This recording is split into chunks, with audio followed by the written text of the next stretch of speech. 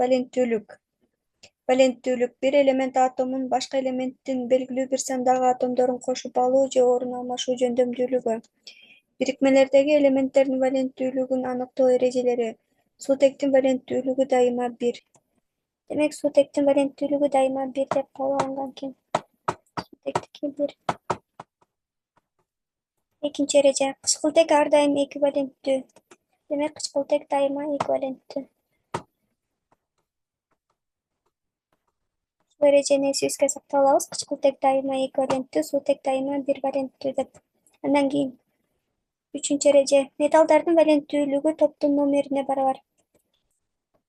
Демек, биринчи группанын металлдары бир валенттүү, экинчи группанын элементтери дайыма эквиваленттүү, үчүнчү группанын элементтери дайыма үч валенттүү деп кабыл алынган экен. Мисалы, биринчи группадан литийди алып карап көрөлү. Литий дайыма бир валенттүү литий металлы. Кычкылтек менен кычкылтек дайыма эквиваленттүү. Эми кайчылаш эрежени колдонобуз. Бул жакта 2 бул жакка түшөт, ал эми 1 бул жакка жазылбайт. Бул жакта кайчылашып турат. Демек, алюминийдин оксиди. Андан кийин экинчи группадан магнийди алып карап көрөлү.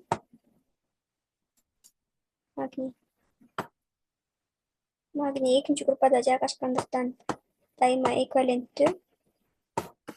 Ал эми кычкылтек дайыма эквиваленттүү. Экөө окшош сан болгон үчүн жоюшуп кетет. Магнийдин оксиди деп эле жазылат. Андан кийин үчүнчү группадан алюминийди алып карап көрөлү.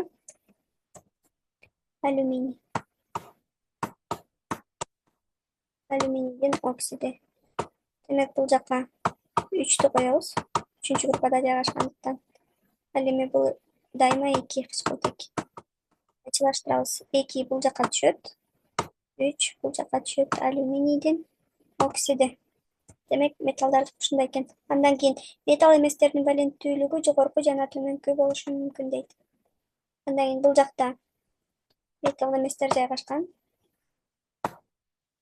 Металл эместердин valenттүүлүгү жогорку жана төмөнкү дейт. Жогорку valenттүүлүк болгондо группасына барабар. Группасы канча болсо, valenттүүлүгү ошончо. Мисалы, көмүртектин эң жогорку valenттүүлүгү 4. 4-үнчү группада жайгашкандыгы үчүн. Демек, көмүртек 4-үнчү группада жайгашкан, эң жогорку valenттүүлүгү 4. Кычкылтектики 2. Тең бөлүнө турчу сандар 2ге бөлүнөт. 2ге бөлүнөт. 2-ни 2ге бөлсөк 1. Ал эми 4-тү 2ге бөлсөк 2. Демек, бул жагы 2, бул жагы 1 кайчылаштырабыз. Бул бир жакка жазылбайт. Бул 2 бул жакка түшөт. Демек, көмүртектин 4 валенттүү оксиди эң жогорку valenттүүлүгү ушундай экен. Эми эң төмөнкү valenттүүлүгү өзүнөн кийинки жупсан. Өзүнөн кийин 4төн кийин 2 деген жупсан бар. Демек, көмүртек 4 жана эквиваленттүү болот. Көмүртектин эквиваленттүүлүгү. Эң төмөнкү valenттүүлүгү 2 дедик. Демек, кычкылтектики 2. Экөө жоюшуп кетет. Демек, соода эле жазылат. Бул көмүр кычкыл газы. Көмүртектин 4 валенттүү оксиди, бул болсо көмүртектин эквиваленттүү оксиди, ис газы деп айтылат. Андан кийин 5-нчи группада мунун эң жогорку valenттүүлүгү 5. Фосфорду алып көрөлү. Фосфордун эң жогорку valenттүүлүгү 5. Фосфордун оксиди эң жогорку valenттүүлүгү 5. Ал эми кычкылтектики 2. Кайчылаштырабыз. 2 бул жакка түшөт, 5 бул жакка түшөт. Демек, фосфордун 5 валенттүү оксиди. Андан кийин эң кичине valenттүүлүгүн 8ден. 8дин valenттүүлүгү жок. Демек, 8ден 5ти кемитебиз. 5ти кемитсек 3. Демек, фосфордун эң төмөнкү valenттүүлүгү өзүнөн кийинки жупсан 3 экен. 3. 2. Бул 2 бул жакка жазылат.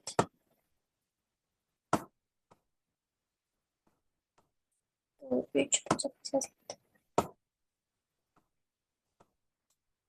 Андан кийинки элемент күкүрт. Кычкылтектиги дайыма 2 деп айттык. Андан кийин күкүрттү алып көрөлү. 6-группада жайгашкан. Күкүрттүн эң жогорку валенттүүлүгү 6. Эң жогорку валенттүүлүгү күкүрттүкү 6.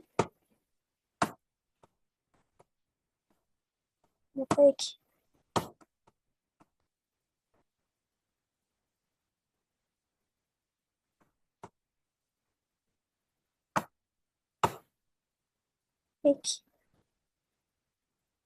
Demek ökö teң bölünө turчу сандар. Ökö teң 2-ге бөлүнөт. 2-ни 2-ге бөлсөң 1, бул жака 1 жазылбайт. 2-ни 6-ны 2-ге бөлсөң 3, демек бул жака 3 деп жазылат. Демек бул күкүрттүн 6 валенттүү оксиди. Эң төмөнкү валенттүүлүгүн карайбыз. Эң төмөнкү валенттүүлүгү өзүнөн кийинки чупсан. Демек 8-тен 6-ны кемитсек 2. Демек эң төмөнкү валенттүүлүгү 2. Eso da эле жазылат. Андан кийин өкө 4 менен 6-нын ортосунда 2 менен 6-нын ортосунда да бир чупсан бар, аны да кошобуз. S O 4 менен 2-нин ортосунда 4 деген чупсан бар. Өзүнөн кийинки чупсандар бул 2. Өкө тең бөлүнөт 2-ге. 2-ни 2-ге бөлсөк 1, бул жака жазылбайт. 4-тү 2-ге бөлсөк 2. SO2 демек бул күкүрттүн 6 валенттүү оксиди, бул 2 валенттүү оксиди, бул 4 валенттүү оксиди. Ана 7-нчи группаны. 7-нчи группада фтор, хлор, бром, йод эң жогорку валенттүүлүгү 7 группасына караганда.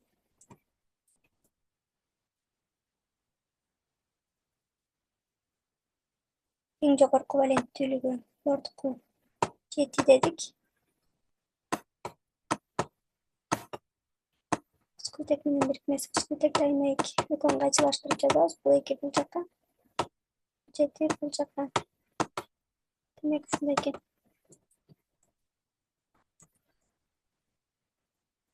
Андан кийин бул жакта 7-нчи группанын элементтери. Фтор, хлор, бром, йод, булар активдүү элементтер, металлдар менен бириккенде дайыма 1 валент болот. Мисалы, литийдин дариди десек. Демек металлдар менен бириккенде булар дайыма 1 валенттүү көрсөтөт. Литий 1, фтор 1, өкө тең жоюшпайт, жазылбай калат. Андан кийин магнийди алып көрөлү, 2-нчи группаны. Магний, хлор менен алып көрөлү, 7-нчи группаны. Магний, хлор. Демек хлор металлдар менен бириккенде 1 валенттүү дедик, ал эми магний 2 валенттүү. Буну кайчылаштырабыз. Бул 1 бул жака жазылбайт, бул 2 бул жака жазылат. Андан 3-нчү алюминийди алып көрөлү. Алюминий металлды бром менен алып көрөлү. Бром. Алюминий 3 валенттүү. Ал эми бром 1 валенттүү. Бул 1 жазылбайт, бул 3 бул жака жазылат. Демек алюминийдин бромиди, литийдин фториди, магнийдин хлориди, алюминийдин бромиди. Андан кийин өзгөрмө валенттүүлүктөрдү карайбыз. Мисалы, бул жакта да жазылган туруктуу жана өзгөрмөлүү валенттүүлүктөр жез. Жез деген 1-нчи группада жайгашкан, 1-нчи бул жакта Б группада жайгашкан. 1-нчи Б группадан сырткары күмүш, алтындар жайгашкан. Ошондон күмүш, алтындан сырткары жез 1 жана 2 валенттүүлүктү көрсөтөт. Демек жез 1 валенттүү, анан 2 валенттүүнү жаттап калабыз. Жез дайыма 1 же кээде 2. 1 валенттүүлүгүндө. Бул жакта жазылып турат, бул 1, бул 2. Экөөнү кайчылаштырсак, бул 2 бул жака түшөт, бул 1 бул жака жазылбай калат. Андан кийин 2 валенттүүлүгүн алсак, бул 2 валенттүү, бул дагы 2 валенттүү. Экөө тең окшош болгон үчүн жоюшуп кетип эч нерсе жазылбай калат. Андан кийин металлдардан темир, кобальт, никель булар 2 жана 3 валенттүү. Булар 8-нчи группада жайгашкан. 8-нчи группанын Б группасында. Булардын валенттүүлүктөрү 8-нчи группанын Б группасы. Демек 2 кээде 3. Мисалы, мунун 3 валенттүүлүгү бул жакта турат. 3 бұл екеуге қачалашқанда мындайынан түшөт. Бұл жақта эквиваленттүүлүгү. Демек 8-чи группанын элементтери кеде 2, кеде 3 валентті болот. Мына буларды болсо айттык. Андан кийин төмөнкү маселелер берилген. Көмүртектин 4 валентті оксидинин формуласын жазба дейт. Биринчи көмүртек жазабыз. Көмүртектин 4 деп турат. Бул жакта 4-тү көмүртектин башына коюп алабыз. Анан оксид дегенде О. Демек бул 2. Экөө тең бөлүнө турчу сандар 2-ге бөлүнөт. 2-ни 2-ге бөлсөк 1, 4-тү 2-ге бөлсөк 2. Демек бул 1 бул жакка жазылбайт, бул 2 жакка жазылат. Бул көмүртектин 4 валентті оксиди. Андан азоттун 5 валентті оксиди. Азотту жазабыз да үстүнө 5-ти коюп алабыз. 5-тин оксиди. Ону коебуз. Эми кайчылаштырабыз. Бул жакка 2, бул жакка 5 түшөт. Демек бул азоттун 5 валентті оксиди.